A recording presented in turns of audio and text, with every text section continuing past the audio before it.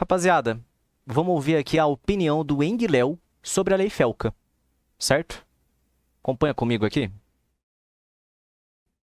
Você se lembra do estrondo que o vídeo sobre a adultização feito pelo Felca causou no Brasil, certo? Mas você tá acompanhando o que a Lei Felca vai mudar na sua vida e na vida dos seus filhos? Toda essa polêmica foi causada por um vídeo onde o Felca critica, por exemplo, os tais empresários mirins, que o povo reconheceu como uma picaretagem tão absurda que a própria sociedade acabou ignorando esse tipo de conteúdo. Mas o que chamou mais a atenção no vídeo do Felca foi a questão da sexualização de menores de idade, de adolescentes e até crianças. E o impacto disso foi tão grande que resultou até na prisão de influenciador. Agora, o que chamou muito a minha atenção no vídeo do Felca foi eu descobrir naquele vídeo que existem símbolos amplamente utilizados na internet por de menores para identificar os conteúdos que interessam a esses criminosos nojentos. E isso na época explodiu a minha mente, porque agora ficou fácil. Basta que a plataforma identifique automaticamente quem usa corriqueiramente esses símbolos, emita um aviso para as autoridades com os dados do pedo e pronto! Agora é só prender os canalhas e nossas crianças estarão muito mais seguras na internet. Então é isso que a Lei Felca promove, certo? Então, a lei não tem nada a ver com isso. E nem tem muito a ver com o vídeo que resultou na lei, porque apesar da lei citar coisas importantes como exploração,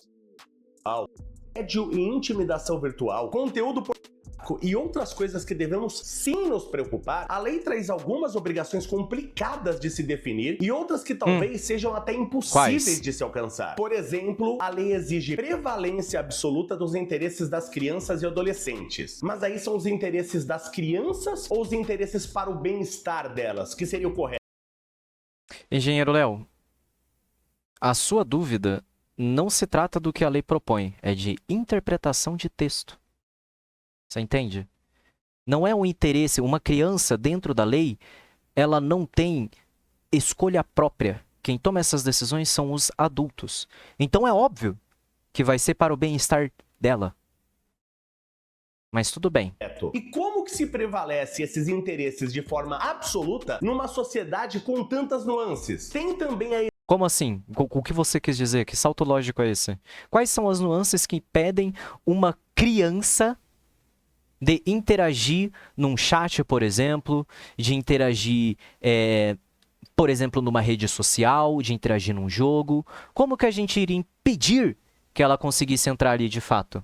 É claro que a gente tem nuances. Uma delas seria um CPF, entendeu? Então, se a pessoa, né, a criança, colocar o CPF dela, que não vai ser o caso, se ela colocar o CPF dela, ela também terá que comprovar com uma foto ou com uma identidade. Ah, mas tudo isso é falsificável. Tudo bem. É por isso que na lei a gente tem falsificação de identidade como uma das cláusulas. Tá entendendo? É exatamente porque já se é previsto que esse tipo de coisa pode acontecer. A gente não tá fazendo... Não é porque o freio de um carro não funcionou em um dos 100 carros que a gente vai deixar de produzir freio. É uma falha. E essa falha, com certeza, tem que ser corrigida. E onde que essas falhas que devem ser corrigidas caem? Denúncias. Então, até onde o braço governamental não vai alcançar, aonde essa fiscalização não vai alcançar, é responsabilidade do cidadão denunciar o que está errado, o que está ilegal. Entendeu? Então, por que você não está discutindo uma forma de se abrir plataformas de denúncia online? Por que você não está abrindo você não está abrindo o seu canal para falar sobre esses símbolos que você citou que acontecem, que são... Por que você não identificou eles pra gente aqui? O que de fato você quer com esse vídeo? Exigência de proteção contra a exploração comercial. Mas só de você estar em uma plataforma e ser um número dentro dela, você já está sendo explorado comercialmente. Entende como é complicado definir e aplicar essas coisas? Aí tem também na lei a promoção da educação digital com foco no desenvolvimento da cidadania e do senso crítico. Quer dizer então que na internet a criança não tem mais o direito de brincar pelo simples brincar. Tudo vai... Não. Nunca teve. Nunca tinha que ter tido. Não. Não.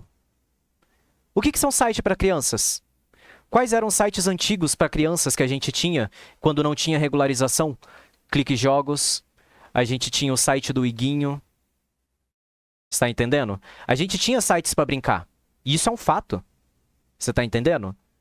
Só que da mesma forma que esses sites eram a atualidade para a época, Roblox se tornou a atualidade para a época. Então por que a lei está visando colocar apenas os maiores de idade no Roblox? Por que o Roblox, já que é desse ponto de vista que o Puxoline vai estar partindo, como que a gente vai fazer, tá entendendo? Como que a gente vai fazer para as crianças de fato terem um espaço para elas brincarem? Né? Porque vamos pegar esse exemplo do Clique Jogos do Iguinho, que eram sites para crianças. Por que os adultos iriam acessar isso se eles não iriam ter contato com essas crianças?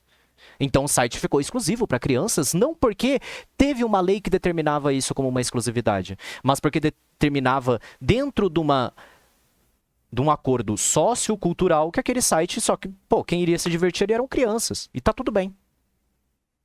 Agora, e como chegou o Roblox, que se tornou uma plataforma aberta? Por que ao invés da gente colocar apenas adultos, a gente não deixa para crianças? Porque é mais fácil de mentir a idade, não é, engenheiro Léo? Você tá entendendo o meu ponto? O ponto é que o que você apresenta é contraditório por si só.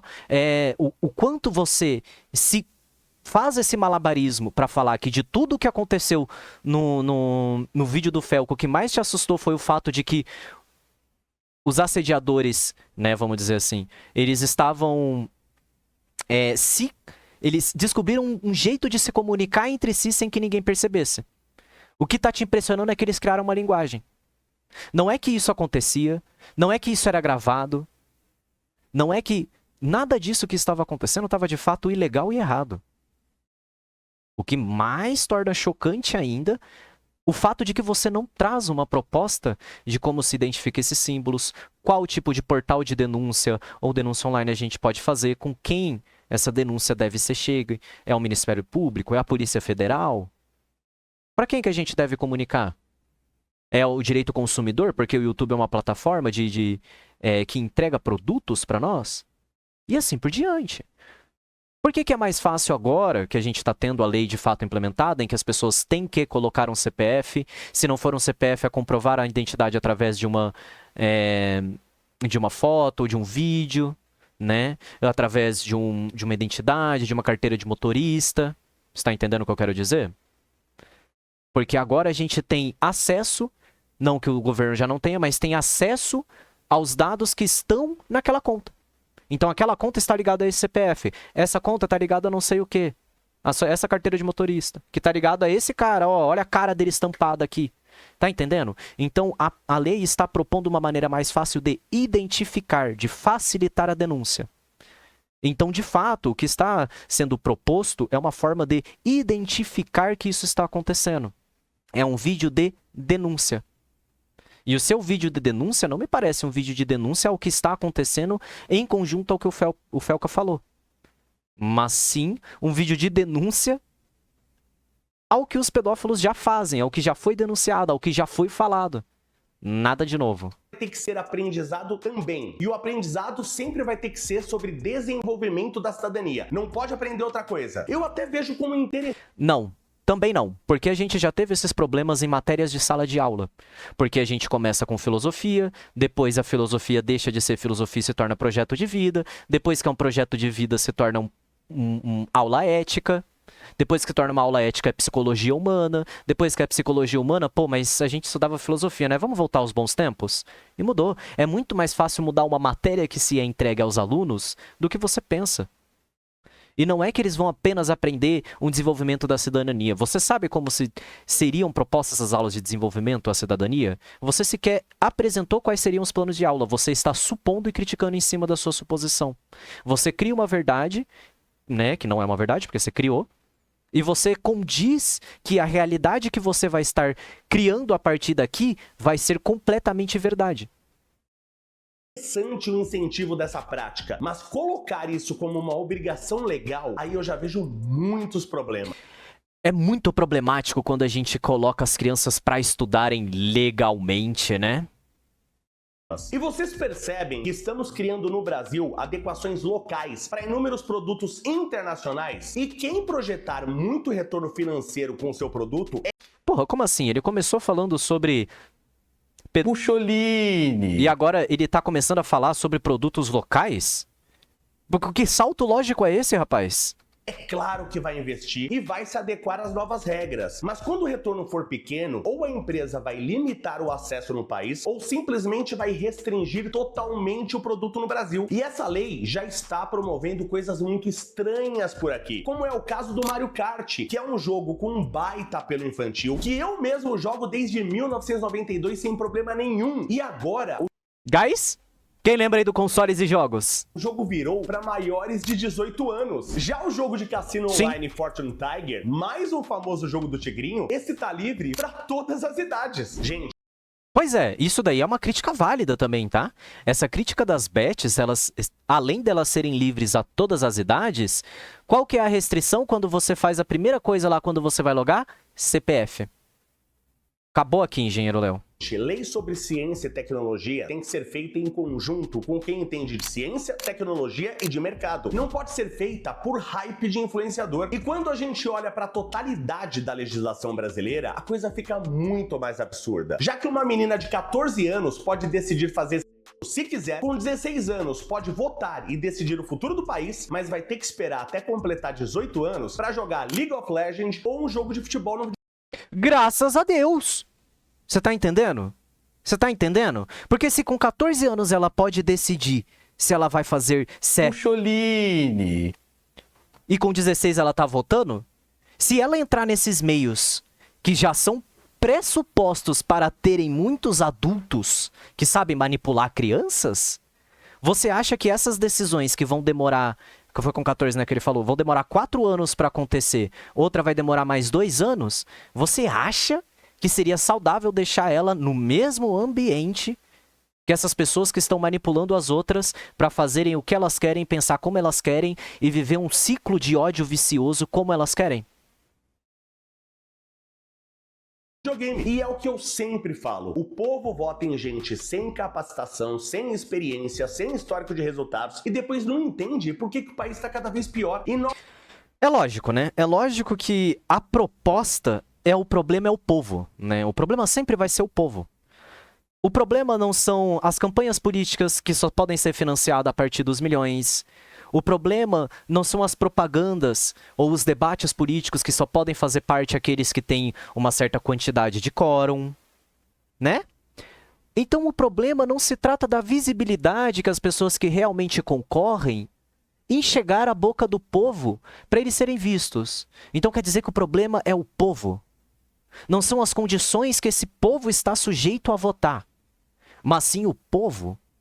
E aí, quando a gente fala sobre uma educação inclusiva, isso é um problema para você?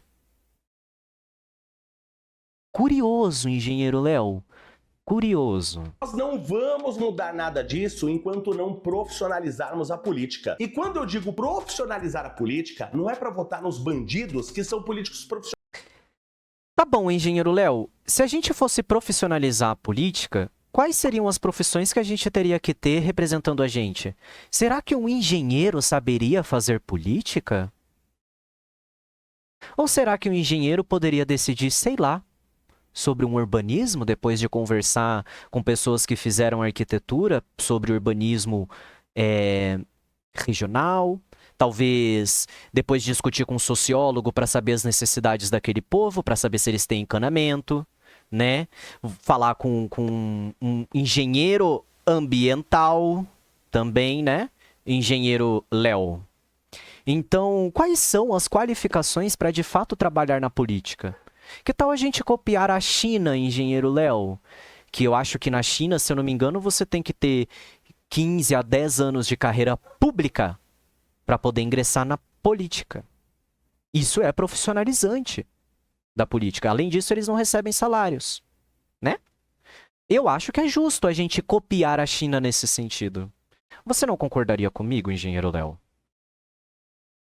Eu estou falando sobre colocar profissionais na política. Eu sou o engenheiro Léo, pré-candidato a deputado estadual por São Paulo. Bom, gente, para quem estiver em São Paulo aí, quiser mandar uma fotinho com o panfletinho do engenheiro Léo, eu super vou estar vendo. Não, dá licença aqui, ô PrimoCast. Dá licença. Né? Mas obrigado pelo vídeo, rapaziada.